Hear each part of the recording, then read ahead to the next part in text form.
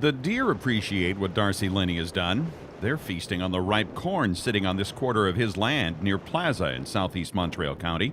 Linney is not as excited about the corn standing in the snow. It's just not a good situation. Linney did what many growers did at this time last year, looked at the $6 corn price and figured it was worth giving the crop a try. Last year when they harvested corn, it was over $6 a bushel, and it was a good cash crop, and because we were having so much trouble with scab and disease in our wheat, so we need to get a crop rotation in, and that was an option that we went towards. But between then and now, the bottom has fallen out of the corn price, making the crop barely worth the effort to get it to market. It's hard combining. You have trouble with snow in the combines, plugging things up, and it's just a lot of extra work that you don't really need at this price. Big issue right now is the moisture, what it costs to dry it, and what it's worth, because the value of that corn dropped drastically. Montreal County agent Jim Hennessy says there's 20 to 30% of this year's corn crop still standing in fields in his county.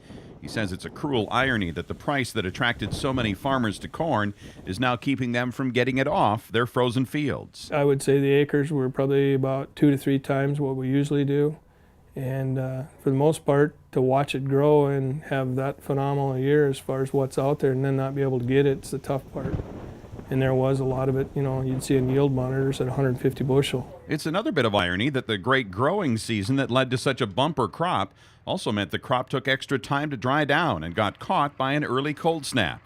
As for next year, Linney says there's probably not a lot of corn in his future. When we planted it was $5 a bushel or thereabouts. Now it's down less than $3 by the time we get it delivered to the elevator.